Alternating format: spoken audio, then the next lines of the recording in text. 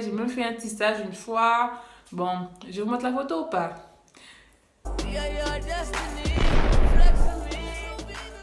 Hey guys! On se retrouve dans une nouvelle vidéo et là je vais vous parler de mon parcours capillaire et plus particulièrement pourquoi j'ai les cheveux bleus. Généralement, beaucoup de personnes me posent la question, ouais mais pourquoi le bleu Olivia? Tu aurais pu faire d'autres couleurs. Mais j'ai déjà fait d'autres couleurs en fait. Bref, on va commencer au commencement de ma vie parce que oui. J'ai grandi en Guadeloupe. Ma maman avait les cheveux défrisés, mes tantes aussi avaient les cheveux défrisés. Ma grand-mère avait les cheveux défrisés. Et ma maman n'a jamais voulu qu'on se fasse de défrisage pendant notre enfance. Donc quand j'étais plus jeune, ma maman prenait soin de nos cheveux. Donc on ne touchait pas trop à nos cheveux, c'est elle qui s'en occupait. Donc peut-être toutes les semaines, elle nous disait oui, Olivia, viens t'asseoir par terre et viens mettre la crème hydratante. Je me souviens, c'était le pink à l'odeur, c'était la crème hydratante assez épaisse, rose. Dites-moi si vous connaissez, en fait, si vous avez vécu la même chose que moi. Et aussi, elle nous mettait beaucoup plus souvent de la brillantine, donc pour faire briller les cheveux. On n'avait pas la notion d'hydratation ou de nourrir les cheveux, on l'avait. Mais la notion d'hydratation, apporter de l'eau aux cheveux, non. Quand on voulait se coiffer avec des mèches, quand on était plus jeune, on allait chez une coiffeuse ou bien chez une cousine de la famille en fait. Elle aussi transmettait son savoir par rapport au démêlage. Donc de ne pas démêler les cheveux à sec, de mouiller, de mettre de l'huile carapate. En fait, j'ai l'impression que ma maman savait. Elle connaissait un peu. Enfin, on lui a pas dit ça de cette manière, genre hydrater. Et c'est de l'hydratation avec une huile. Mais quand elle nous démêlait les cheveux, elle mouillait, elle humidifiait. Elle tournait, je fais toujours ça en fait. En fait, vous prenez les cheveux, vous tournez et vous démêlez à la racine toujours. Et ensuite, vous remontez. Et elle mettait l'huile carapate. Donc, au début, c'était de l'huile de carapate tout le temps. Donc voilà, on avait souvent des mèches ou bien nous coiffer avec nos cheveux pour aller à l'école. Maman n'était pas trop tresse en fait. Elle savait pas trop faire les mille-pattes. Mais les vanilles et les nattes, c'est elle qui nous les faisait. À une période, en fait, je voulais faire un défrisage. Ma maman m'a dit, Olivia, non, tu ne fais pas de défrisage. Donc en fait, elle savait que le défrisage avait des effets néfastes sur la croissance et comme on n'était pas encore menstrué, ben voilà, le pourquoi du comment. Donc on n'a jamais eu de défrisage, ni moi, ni ma soeur. Au primaire, c'est elle qui s'occupait de nos cheveux et ensuite j'ai dit, bon maman, stop, je rentre en 6e. Les nattes là, comme ça fait plus très collège. Donc, on va faire que des choux. Donc, j'ai commencé à me coiffer toute seule. C'était une catastrophe. En 6e, j'ai eu une casse. Mais je me souviens bien, j'avais fait 2 couettes et j'avais un pompon bien plus fourni que l'autre. Donc, imaginez la casse. Je n'avais pas de problème de traction puisque vu que je faisais souvent des chignons, je faisais en sorte de ne pas trop les serrer parce que bon, ça fait mal à la tête à la fin de la journée. Après, j'ai commencé à me coiffer seule et à faire des vanilles ou des nattes. Et grâce à ma marraine, j'ai appris à coiffer, donc à faire des mille-pattes, à coiffer ma soeur, à commencer à mettre des faux cheveux. Au bout d'un moment, ben, je crois que j'ai porté les vanilles. Mais en même temps, je pouvais faire des afros. J'ai fait beaucoup de coiffures avec des bandanas, donc c'était la mode les bandanas. Et voilà, c'est ma coiffure de la vie, quoi. Donc le soir, je prenais soin de faire mes grosses nattes et de les hydrater, en fait, de mettre du produit, de la brillantine, de la crème hydratante. Donc c'est que comme ça qu'on connaissait, en fait, la crème hydratante.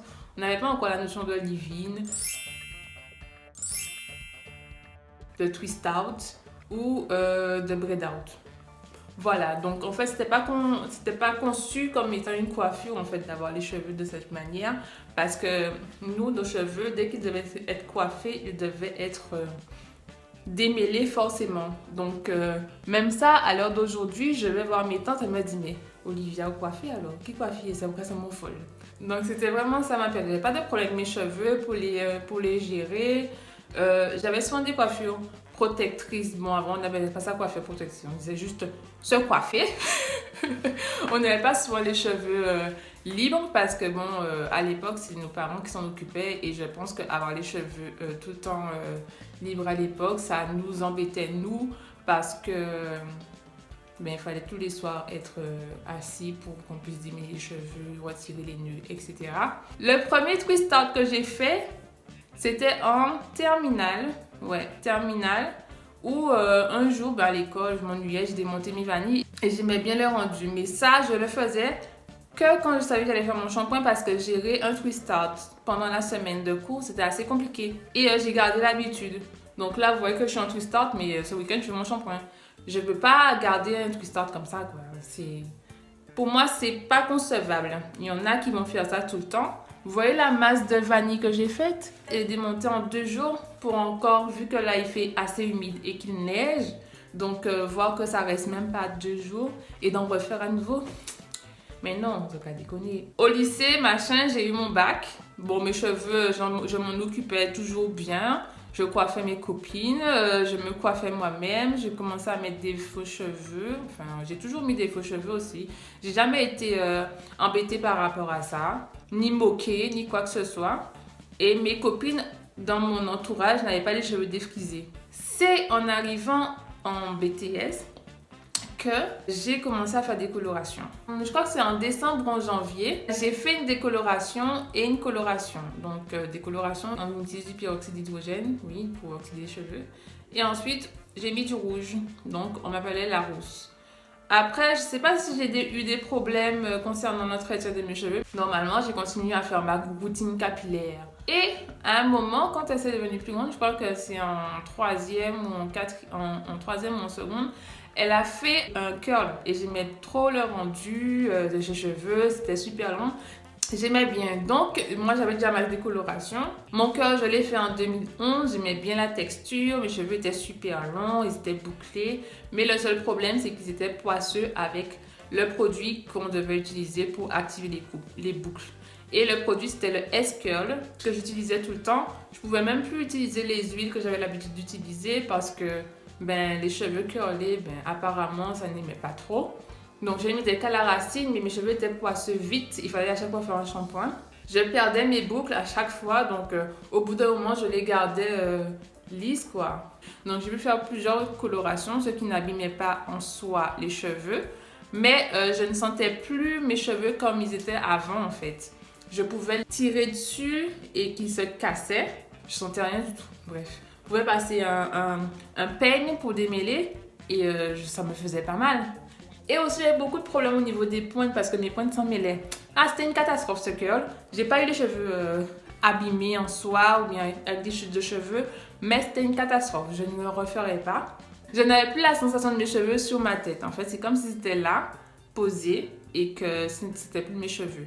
Donc, j'ai décidé de couper, mi-court, mais un peu comme ça. J'ai gardé mon curl 2 ans et demi. J'ai décidé de passer à la transition, donc en coupant mes cheveux au carré et de laisser pousser mes cheveux naturels en fait.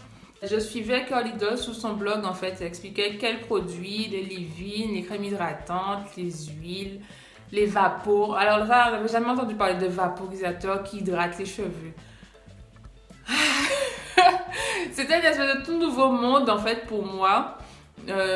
Par rapport aux cheveux en fait. Donc j'ai utilisé beaucoup de... Vous savez quand vous êtes en transition et que vous recommencez à connaître votre texture naturelle, même si moi je ne suis pas restée trop longtemps en curl, tous les produits que j'ai utilisés, tout ça, les secrets de Loli, les She Moisture, la gamme rose, la hibiscus, j'ai utilisé ça.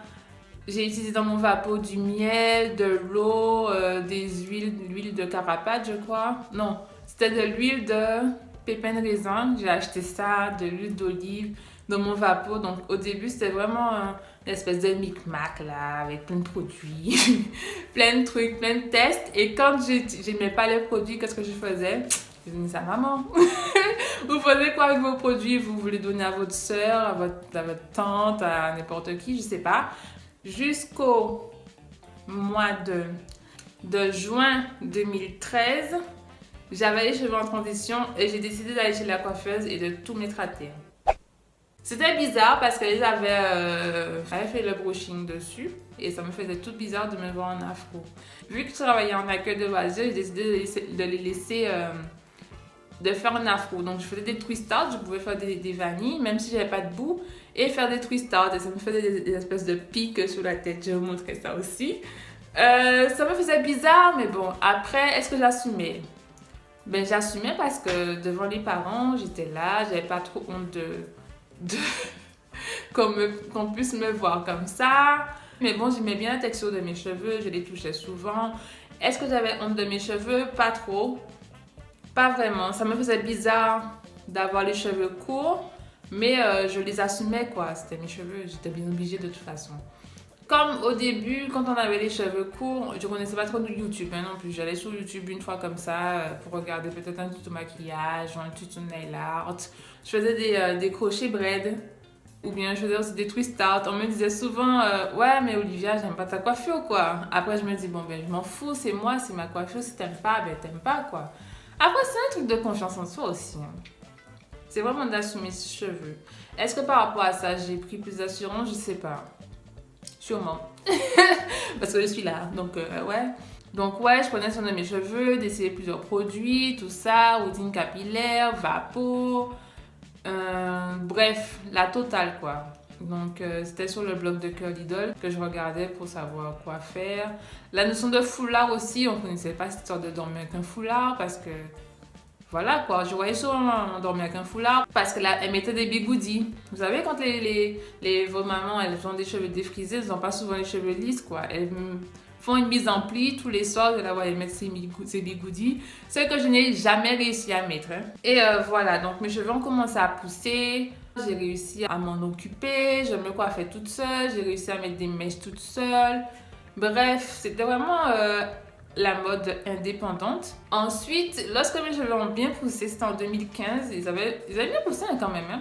Et même avant, en fait, j'allais chez une coiffeuse qui s'appelle Mylène et qui me faisait mes décolorations, qui me coiffait. J'ai même fait un tissage une fois. Bon, je vous montre la photo ou pas?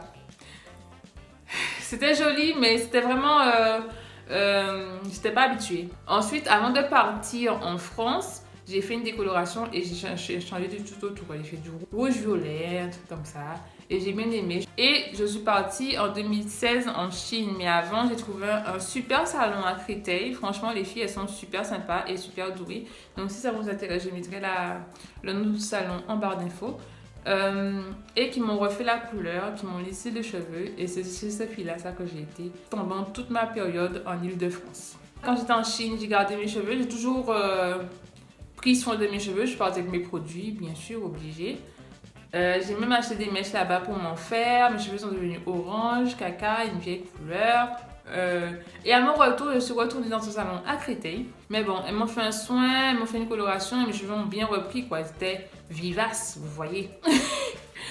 Et je suis repartie en France. En étant en France, j'ai vu une photo Instagram qui m'a...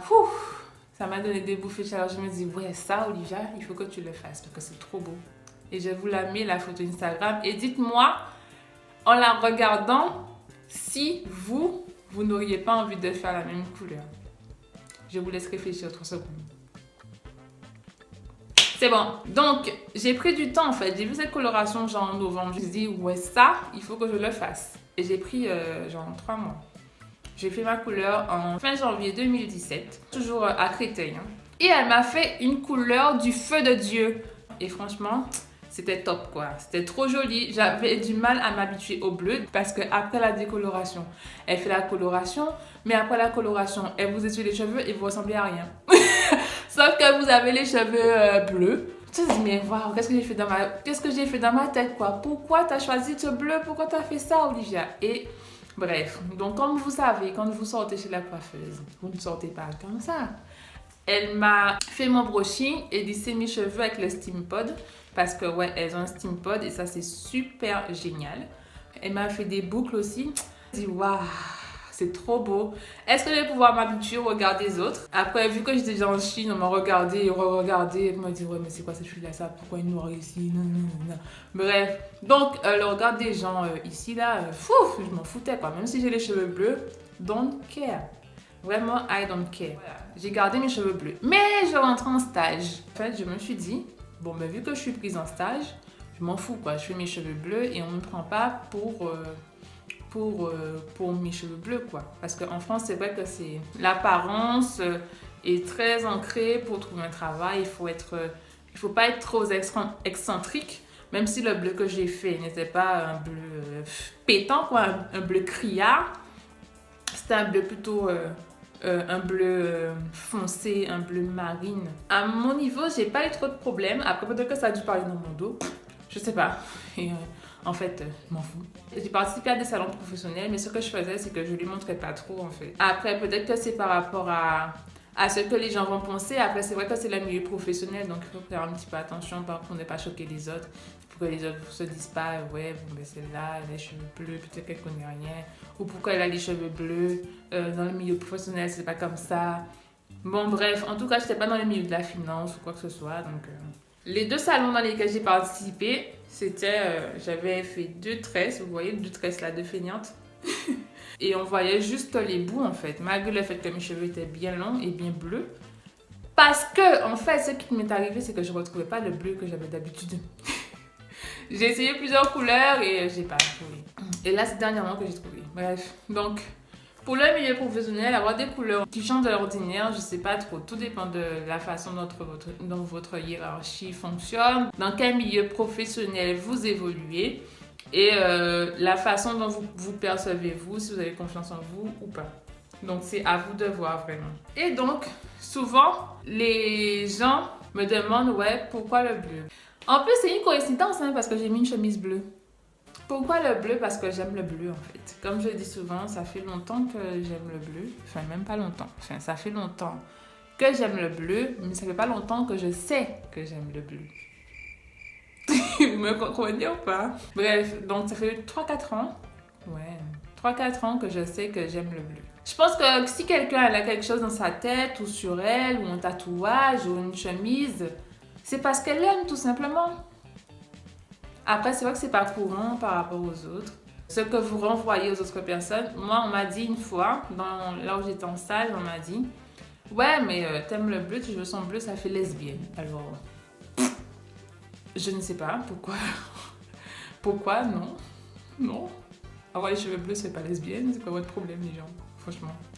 Bref. Donc voici mon histoire de mon parcours capillaire avec mes cheveux bleus. Dites-moi en commentaire si vous avez des questions, comment vous ressentez votre relation avec vos cheveux, si vous êtes bien ou pas. C'est vrai que c'est compliqué des fois. Donc la vidéo est terminée. J'espère qu'elle vous a plu. Hein.